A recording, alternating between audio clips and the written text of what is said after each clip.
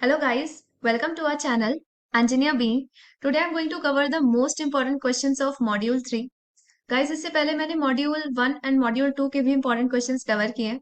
So guys, do watch that videos as well. और अगर आपको ये वीडियो पसंद आता है, so do like, share and subscribe to my channel. So बढ़ते हैं important questions के साथ. Law यानी कि कानून क्या होता है? देखो, इसमें कुछ होते हैं रूल्स एंड रेगुलेशंस. हम कुछ रूल्स एंड रेगुलेशंस बनाते हैं कंट्री के लिए, सोसाइटी के लिए, और कंट्री को सोसाइटी को उसके अकॉर्डिंग काम करना होता है. ठीक है, हमारे जो अथॉरिटीज होती हैं यानी कि एग्जीक्यूटिव जो होते हैं वो उन लॉज को एग्जीक्यूट करने का काम करते हैं. और अगर आप इन लॉज को तोड़ने की कोशिश करते हैं तो आपको पनिशमेंट मिल जाएगी. ठीक है, तो यही चीज होता है लॉ, कि आपने रूल्स बने. ठीक है, किस चीज के लिए? कंट्री के लिए, सोसाइटी के लिए रूल्स बनाए गए, उसके बाद एग्जीक्यूटिव ने उनको एग्जीक्यूट किया. और अगर आप इनको वायोलेट करते हो तो आपको मिल जाएगी पनिशमेंट. यही लिखा है डेफिनेशन में, विच अट्रैक्ट्स प्यूनिटिव एक्शन. तो ये हुआ आपका लॉ की डेफिनेशन. कुछ फंक्शंस हैं, कुछ पर्पसेस हैं लॉ के. देखते हैं क्या पर्पसेस हैं. टू डिलीवर द जस्टिस यानी कि न्याय दिलाने के लिए लॉज को बनाया गया. अगर किसी के साथ कुछ गलत हुआ है तो वहां पर न्याय दिलाने का काम कौन करेगा? Laws. To provide equality and uniformity, समानता देने के लिए भी लॉज को बनाया गया. टू मेंटेन इम्पार्शियलिटी यानी कि निष्पक्षता, कहीं पे भी कोई पार्शियलिटी ना हो, रिलीजन, कास्ट के बेसिस पे, जेंडर के बेसिस पे कोई कोई भी पार्शियलिटी ना हो, तो इम्पार्शियलिटी को मेंटेन करने के लिए भी लॉज को बनाया गया. लॉ एंड ऑर्डर को मेंटेन करने के लिए लॉज को बनाया गया. टू रिजॉल्व कॉन्फ्लिक्ट्स, लड़ाइयों के रिजोल्यूशन के लिए. लड़ाइयां होती ही रहती हैं. दो कंपनीज के बीच में लड़ाई हो गई, दो लोगों के बीच में लड़ाई हो गई, फैमिलीज में डिस्प्यूट्स हो गए, सेंट्रल गवर्नमेंट के बीच में, सेंट्रल और स्टेट गवर्नमेंट के बीच में डिस्प्यूट्स हो गए. तो इन सब चीजों को रिजॉल्व करने के लिए बनाए गए लॉस. तो ये है हमारे कुछ functions and purposes of loss. आपसे 2 मार्क्स में पूछा जा सकता है what is the definition of law, या क्वेश्चन ऐसे पूछा जा सकता है 5 मार्क्स में कि आप लॉ बताएं क्या होता है और लॉ के कुछ फंक्शंस एंड पर्पसेस बताएं. तो इस तरीके से इस क्वेश्चन को पूछा जा सकता है आपसे एग्जाम में. आगे बढ़ते हैं. लॉ एनेक्टेड इन पार्लियामेंट, इसका क्या मतलब है? इसका मतलब ये है कि लॉज कैसे बनाए जाते हैं आपके पार्लियामेंट में. तो एक तरफ है हमारा स्टेट गवर्नमेंट, एक तरफ है हमारा सेंट्रल गवर्नमेंट. ठीक है, स्टेट गवर्नमेंट में एमएलएज लॉज बनाते हैं जो आपके विधानसभा में होते हैं, और सेंट्रल गवर्नमेंट में एमपीज लॉ बनाते हैं जो आपके कहाँ पे प्रेजेंट होते हैं? पार्लियामेंट में, यानी कि लोकसभा और राज्यसभा में बैठते हैं, ये विधानसभा में बैठते हैं. तो ये लोग लॉज बनाते हैं. ठीक है, तो क्या होता है, अगर हम सेंट्रल लेवल पे बात करें तो लॉ किस तरीके से बन सकता है? या तो लोगों की डिमांड हो, लोगों ने नारेबाजी कर रखी हो कि हमें इस चीज पर लॉ चाहिए, हमें परेशानी हो रही है, तो इस तरीके से एक लॉ आता है. या फिर कोई पॉलिटिकल पार्टी हो, उसकी कोई आइडियोलॉजी हो कि इस चीज पर लॉ बनना चाहिए. तो जब भी एक लॉ बनता है तो वो एक डॉक्यूमेंट में हम क्या करते हैं, सारे के सारे फैक्ट्स लिख लेते हैं लॉज के बारे में. उसी डॉक्यूमेंट को हम कह देते हैं बिल.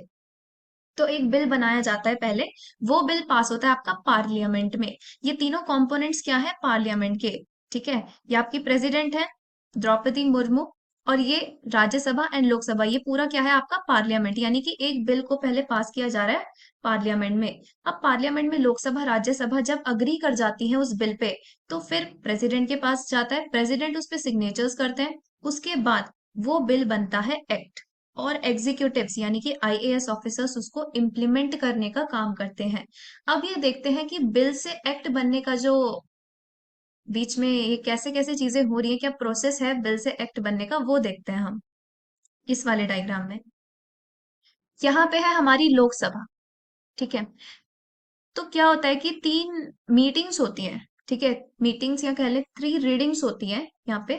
3 रीडिंग्स के थ्रू पास होता है दोनों ही हाउसेस से एक बिल. तो पहला आता है इंट्रोडक्शन स्टेज.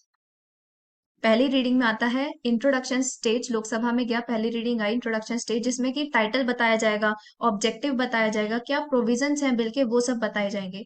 दूसरा आता है डिस्कशन स्टेज, जहां पर डिस्कशन होगा, कोई भी सुधार बदलाव करना है उस बिल में, चेंजेस करने हैं, वो सब चेंजेस करे जाते हैं डिस्कशन स्टेज में।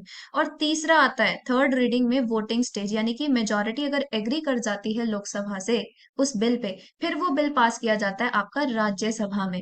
राज्यसभा में भी थ्री रीडिंग्स होती है, introduction stage, discussion stage, voting stage. उसके बाद अगर यहां से भी मेजोरिटी एग्री कर जाती है तो तो आपका बिल जाता है प्रेसिडेंट के पास। प्रेसिडेंट क्या करता है, एक जॉइंट सेशन के लिए बुलाता है दोनों ही हाउसेस को, और उस बिल को अपना एसेंट देता है, उस पर सिग्नेचर्स करता है प्रेसिडेंट, और उस बिल को बना देता है एक्ट। तो इस तरीके से एक बिल एक्ट बनता है पार्लियामेंट के थ्रू। ये सारी चीजें होती हैं, थ्री रीडिंग्स होती हैं दोनों ही हाउसेस के थ्रू, और एक जॉइंट सेशन होता है प्रेसिडेंट के द्वारा, प्रेसिडेंट सिग्नेचर्स कर देते हैं अपने, अपना एसेंट देते हैं, और फिर वो बन जाता है एक्ट। तो इस तरीके से एक लॉ बनाया जाता है हमारे पार्लियामेंट में। ये क्वेश्चन आपसे 5 मार्क्स में पूछा जा सकता है गाइस, कि एक लॉ को कैसे पार्लियामेंट में एनेक्ट किया जाता है, बनाया जाता है। आगे बढ़ते हैं। सोर्सेज ऑफ लॉ, यानी कि लॉज कहाँ कहाँ से आए, क्या क्या सोर्सेज रहे लॉज के, वो देखते हैं।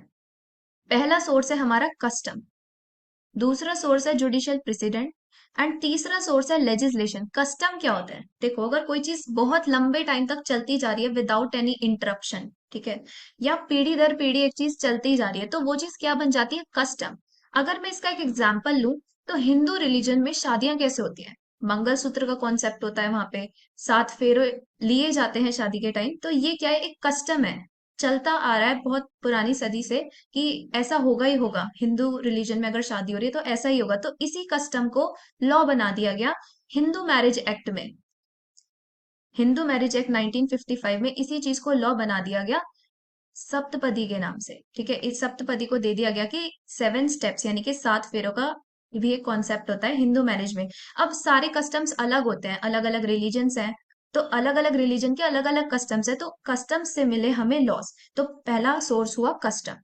दूसरा सोर्स है जुडिशियल प्रेसिडेंट। जुडिशियल प्रेसिडेंट का मतलब क्या होता है, कि अगर पास्ट के जो केसेस हैं उन पर जो भी जजमेंट गिवन है बाय द जजेस, वो जजमेंट एज अ रेफरेंस लिया जाएगा इन द प्रेजेंट केसेस। जैसे कि इसको यहां समझ सकते हैं, सपोज ये है केस ए और यहाँ पे केस है बी, ये आपकी पास्ट की सिचुएशन है और यह आपकी करंट सिचुएशन, ठीक है, यहाँ पे मैं लिख देती हूँ करंट, ठीक है।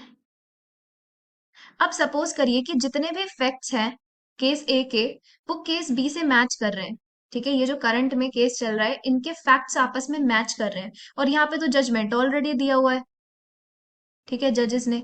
तो क्या होगा कि यहाँ का जो डिसीजन है वो एज अ रेफरेंस काम करेगा प्रेजेंट के केसेस के लिए, इसी चीज को बोला जाता है जुडिशियल प्रेसिडेंट। तो ये भी एक सोर्स है आपके लॉस का। It is based on principle of stand by the decision already made, ठीक है, यानी कि आप जो ऑलरेडी डिसीजन दिया जा चुका है उसी को एज अ रेफरेंस आपने ले लिया। लेजिस्लेशन का क्या मतलब है, इसको डिराइव किया गया फ्रॉम द लैटिन वर्ड लेजिस, जिसका मतलब है लॉ, और लेटम वर्ड जिसका मतलब है टू मेक, यानी कि मेकिंग ऑफ लॉ। तो पूरे वर्ड का क्या मतलब निकला, मेकिंग ऑफ लॉ। तो लेजिस्लेशन का क्या मतलब है, मेकिंग ऑफ लॉ, जो पार्लियामेंट में बनाए जाते हैं लॉज। अभी हमने देखा लोगों की डिमांड पे बनाए जा सकते हैं, तो लेजिस्लेशन क्या कर रही है, लॉज बना रही है। तो ये 3 सोर्सेज हैं लॉ के। ये भी आपसे 5 मार्क्स में पूछा जा सकता है, what are the sources of law, explain. तो वहां पे आपको थोड़ा थोड़ा एक्सप्लेन भी करना पड़ेगा 5 मार्क्स में। 2 मार्क्स में भी पूछा जा सकता है सोर्सेज बताइए लॉस के, तो वहां पे आप सिंपल नेम्स लिख सकते हैं कि ये 3 सोर्सेज हैं लॉस के।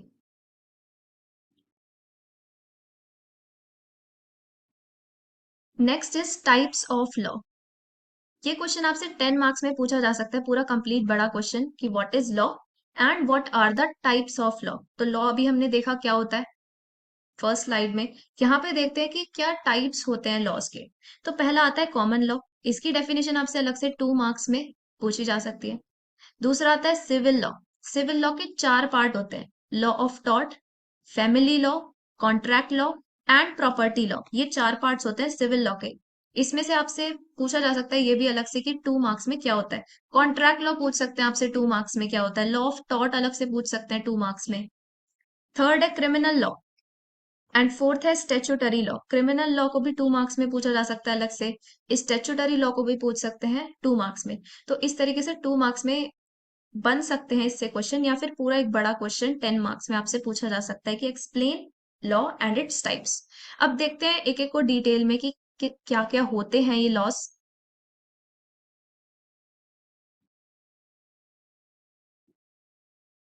पहला आता है आपका कॉमन लॉ। अभी हमने जुडिशियल प्रेसिडेंट के बारे में देखा कि जो पहले से जजेस के जजमेंट दिए गए हैं केसेस पे, उनको एज अ रेफरेंस लिया जाएगा इन द प्रेजेंट केसेस। तो वही होता है हमारा कॉमन लॉ। कॉमन लॉ को हम केस लॉ, जुडिशियल प्रेसिडेंट या जज मेड लॉ भी कहते हैं। ठीक है। As the name suggests, it is common to all the examples set by the higher courts is binding on cases tried on the lower courts। यानी कि जो भी जजमेंट्स आपका हायर कोर्ट्स ने दिया है, हायर कोर्ट्स कौन से होते हैं आपके? सबसे high supreme court, then high court, then district court and then subordinate courts. हमने पढ़ा था जुडिशरी सिस्टम में कि पिरामिडल स्ट्रक्चर दे फॉलो, और सबसे ऊपर आता है supreme court, then high court, then district court, और बाकी के सबऑर्डिनेट कोर्ट्स यहाँ आएंगे। तो आपके जो हायर कोर्ट्स है, supreme courts and high courts, इनके जो भी जजमेंट्स हैं वो बाकी नीचे के कोर्ट्स को फॉलो करने पड़ेंगे। ठीक है। यही चीज होता है जुडिशियल प्रेसिडेंट। अभी हमने देखा कि 2 केसेस थे, एक प्रेजेंट के केसेस के जो फैक्ट्स एंड फिगर्स थे वो इससे मैच कर रहे थे, तो यहाँ का जो जजमेंट है वो एज अ रेफरेंस ले लिया जाएगा इन द प्रेजेंट सिचुएशन। तो ये होता है हमारा कॉमन लॉ। 3 नामों से इन्हें जाना जाता है, ये 3 नेम्स हैं इसके। दूसरा आता है क्रिमिनल लॉ। क्रिमिनल लॉ क्या होता है? अब आपने कोई अपराध कर दिया है, ठीक है, किस टाइप के अपराध? मर्डर कर दिया किसी का, रेप हो गया, चोरी हो गई, ठीक है, डकैती हो गई, रॉबरी हो गई, असॉल्ट हो गया। तो इन सब चीजों में अगर आपने इस टाइप का कुछ भी कमिट किया है अपराध, तो वहां पे क्रिमिनल लॉ काम करता है। इसमें क्या होता है? अपराधी को सजा दी जाती है और सोसाइटी को प्रोटेक्ट किया जाता है। और कौन इसको एनफोर्स करता है? पुलिस इसको एनफोर्स करती है। ये होता है आपका क्रिमिनल लॉ। स्टैट्यूटरी लॉ क्या होता है? It comes into existence by codification. Codification का मतलब होता है रिटन लॉ। ठीक है। एक ऐसा लॉ जो लिखित में हो, that is said to be statutory law.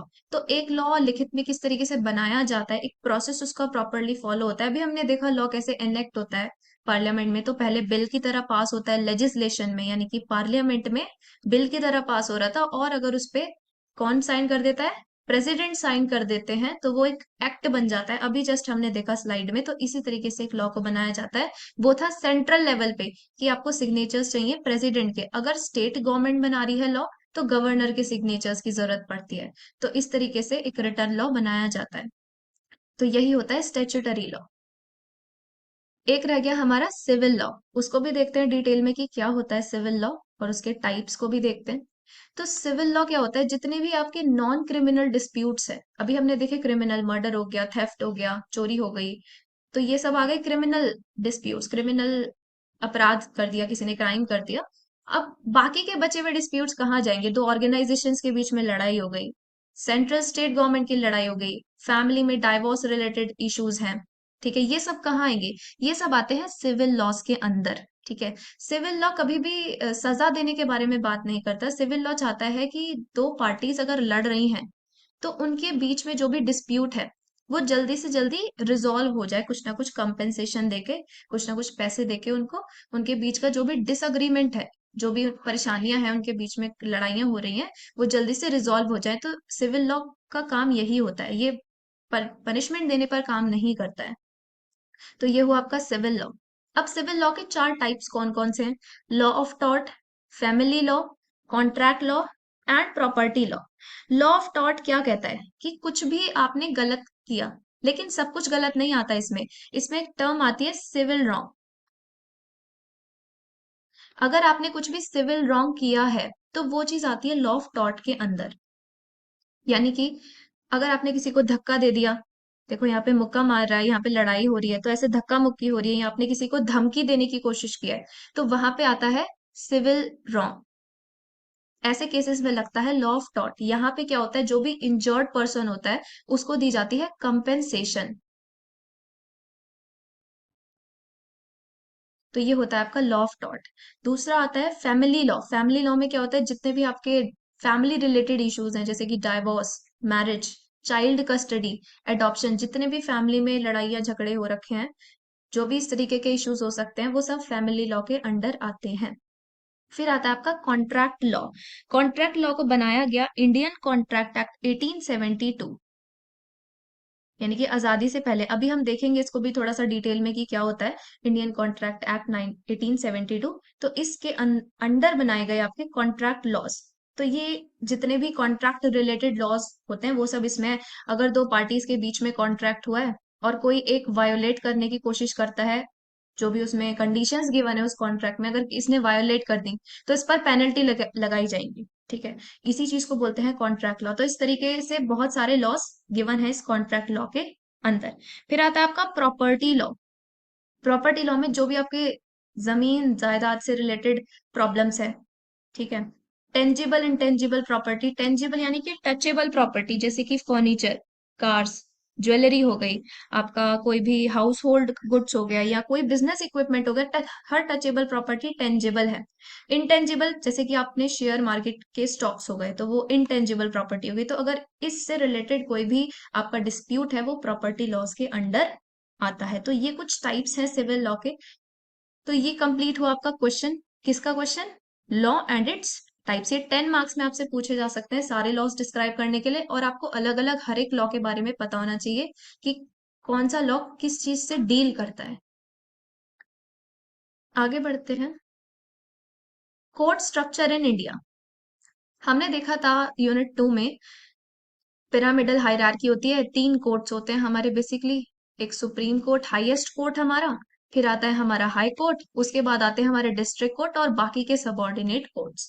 तो 3 कैटेगरी में तो कोर्ट्स को डिवाइड किया गया। ये हमारा सबसे बड़ा कोर्ट है, इससे ऊपर कुछ नहीं है।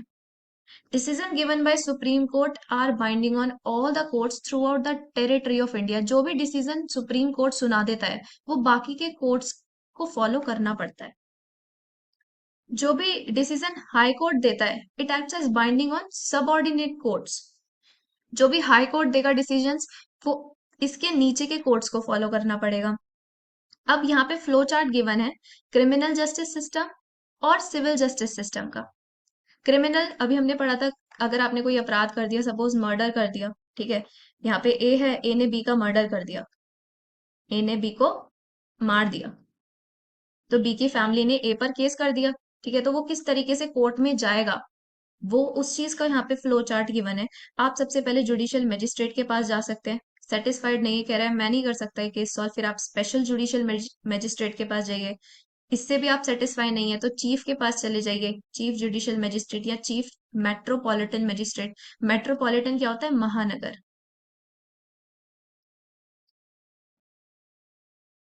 असिस्टेंट सेशन जज, यहाँ पे क्या, ये पूरा क्या है पार्ट? सेशन कोर्ट का पार्ट है।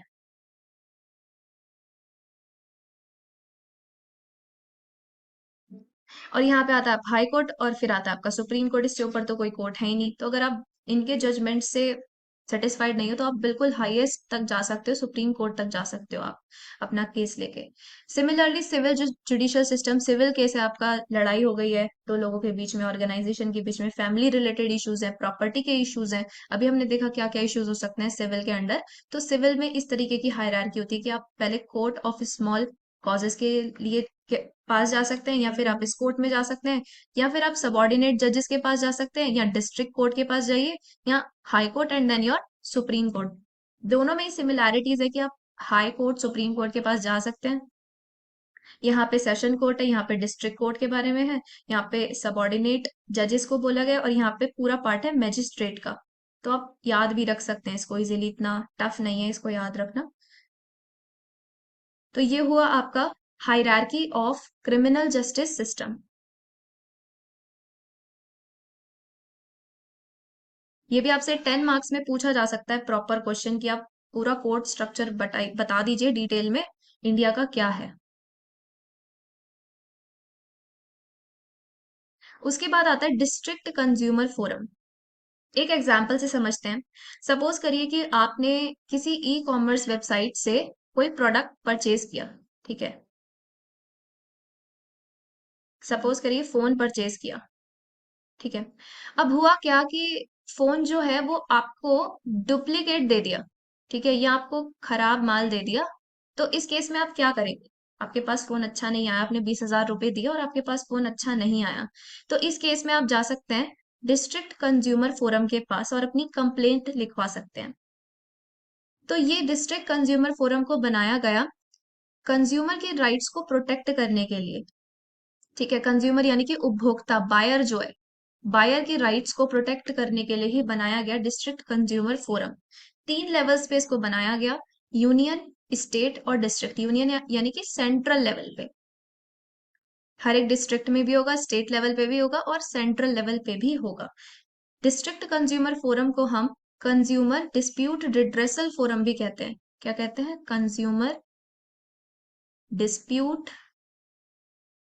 रिड्रेसल फोरम, ठीक है। तो क्यों बनाया गया? कंज्यूमर के राइट्स को सेव करने के लिए, बचाने के लिए, प्रोटेक्ट करने के लिए, उनके अधिकारों को बचाने के लिए। सेटलमेंट कैसे हो सकता है? 3 टायर मैकेनिज्म। 3 टायर मैकेनिज्म बोले तो वही चीज की नेशनल लेवल, स्टेट लेवल और डिस्ट्रिक्ट लेवल पे। तो नेशनल लेवल पे क्या आ जाता है? National consumer dispute redressal commission, NCDRC।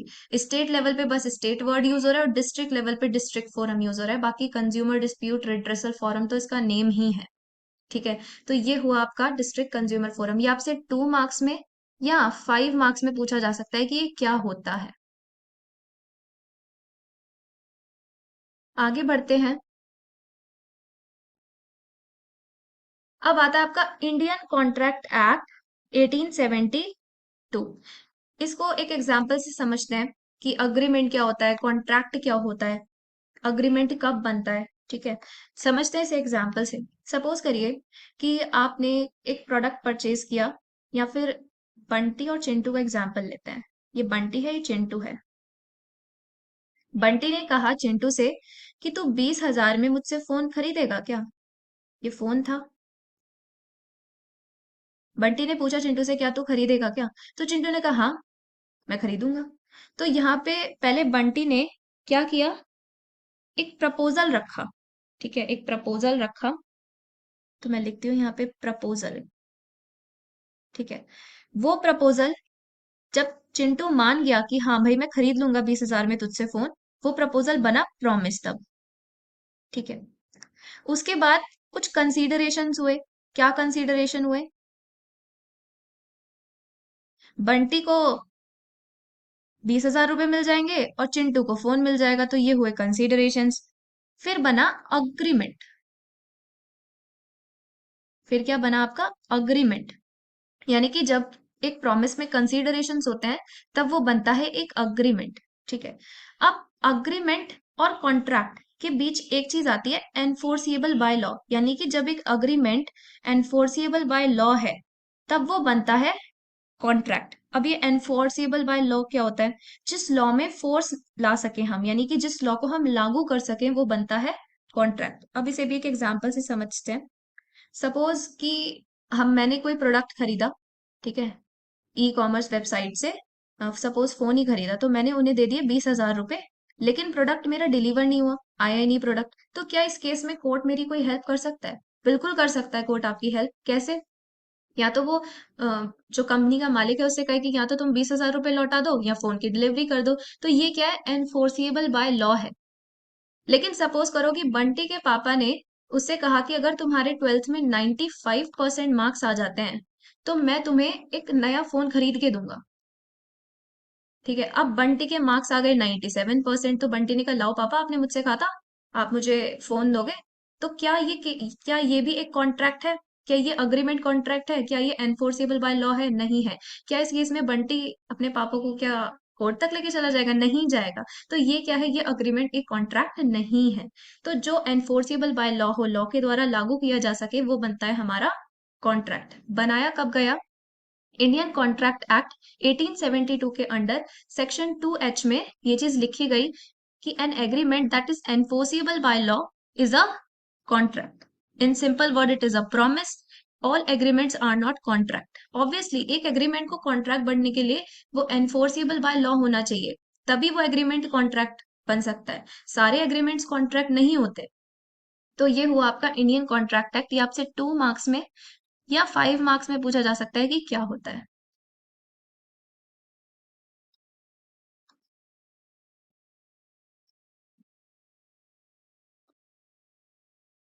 Labour laws.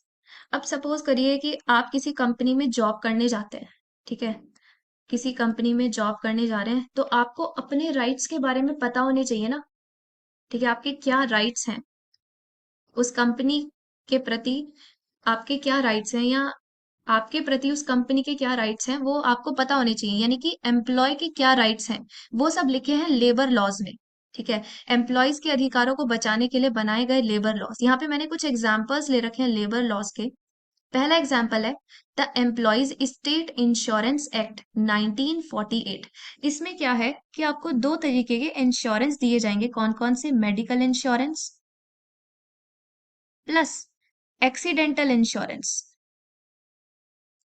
जब आप जॉब पर हैं तो आपको मेडिकल इंश्योरेंस आपकी फैमिली को और आपको दिया जा रहा है, और एक्सीडेंटल इंश्योरेंस आपको दिया जा रहा है। इसकी जो रेंज है वो 21,000 तक चली जाती है, और आपका जो वेज है उससे सिर्फ 0.75% डिडक्ट होता है। तो ये हुआ एम्प्लॉयज स्टेट इंश्योरेंस एक्ट।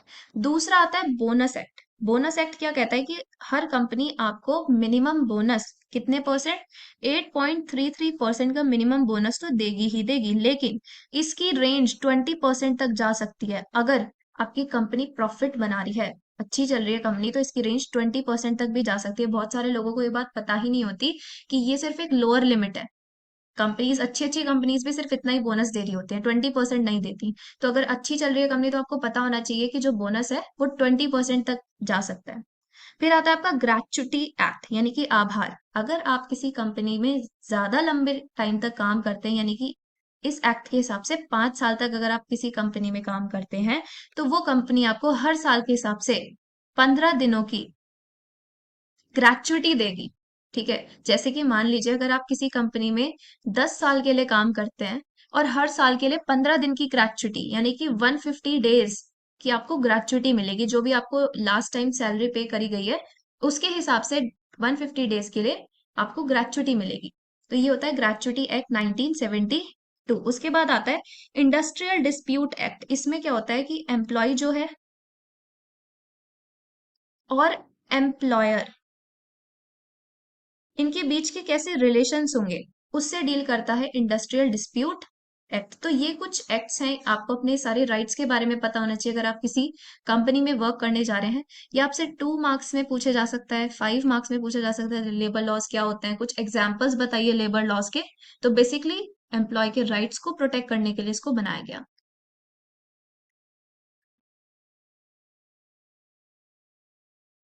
अब आता है ट्राइब्यूनल्स। ट्राइब्यूनल्स को समझने से पहले हम थोड़ा सा अपने जुडिशियल सिस्टम के बारे में जानते हैं कि हमारा जुडिशरी सिस्टम कैसा है।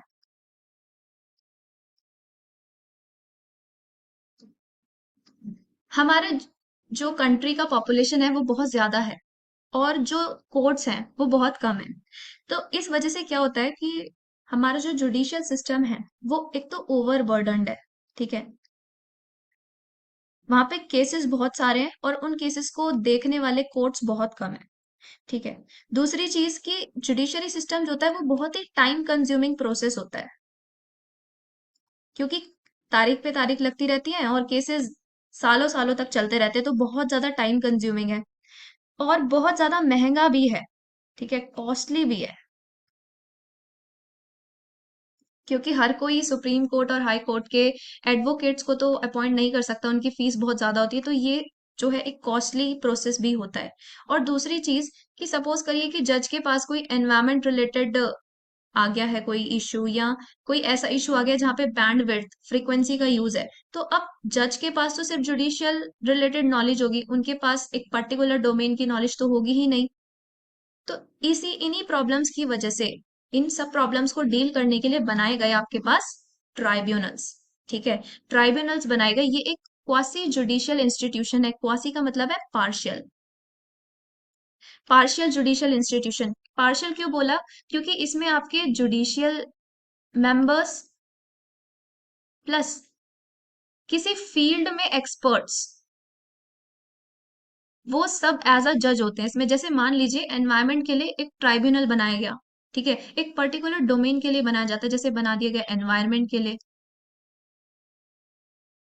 या आर्मी के लिए बना दिया गया, या वाटर के लिए बना दिया, वाटर रिलेटेड इश्यूज हैं स्टेट में, गवर्नमेंट में, या दो नदियां मिल रही हैं, ठीक है, तो वाटर रिलेटेड इश्यूज उनके लिए ट्राइब्यूनल, आर्मीज के लिए अलग ट्राइब्यूनल, एनवायरमेंट के लिए अलग ट्राइब्यूनल। तो इनमें क्या होगा कि जुडिशियल मेंबर्स तो होंगे ही, और इनके फील्ड में एक्सपर्ट्स भी होंगे, जैसे एनवायरमेंटलिस्ट भी होगा एनवायरमेंट ट्राइब्यूनल में, तो एक्सपर्ट्स भी एज अ जज आते हैं ट्राइब्यूनल्स में। तो ये हुआ क्वासी ज्यूरिडिक्शन इंस्टीट्यूशन, एक पार्शियल जजमेंट देने वाला इंस्टीट्यूशन जो एडमिनिस्ट्रेटिव और टैक्स रिलेटेड डिस्प्यूट से डील करता है। एडमिनिस्ट्रेटिव यानी कि आर्म्ड फोर्सेस, या आपके अपॉइंटमेंट प्रॉब्लम आ गई, सैलरी नहीं मिल रही, ऐसे ही आपको डिसमिस कर दिया बिना किसी रीजन के, तो ये सारी चीजें आती है ट्राइब्यूनल्स के अंदर, और एक पर्टिकुलर फील्ड के लिए बनाई जाती हैं ये।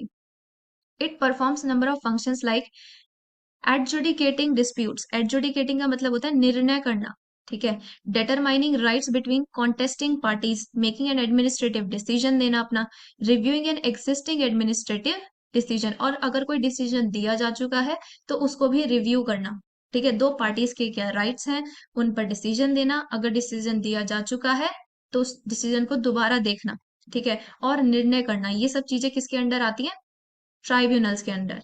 अब यहाँ पे एक एग्जाम्पल मैंने लिखा है कि नेशनल ग्रीन ट्राइब्यूनल को बनाया गया, the national environment tribunal act 1995 and national environment appellate authority 1997 were फॉर्म to be inadequate, giving rise to demand for an institution to deal with environmental cases more effectively and efficiently. तो environment related cases से deal करने के लिए national green tribunal को बनाया गया, जिसमें आपके जुडिशियल मेंबर्स भी होंगे प्लस एनवायरमेंटलिस्ट्स भी एज अ जज होंगे इसमें। तो ये होता है आपका ट्राइब्यूनल। आपसे 2 मार्क्स में पूछ सकते हैं या 5 मार्क्स में पूछा जा सकता है कि ट्राइब्यूनल्स क्या होता है। उसके एग्जाम्पल्स दे दीजिए आप कुछ ट्राइब्यूनल के।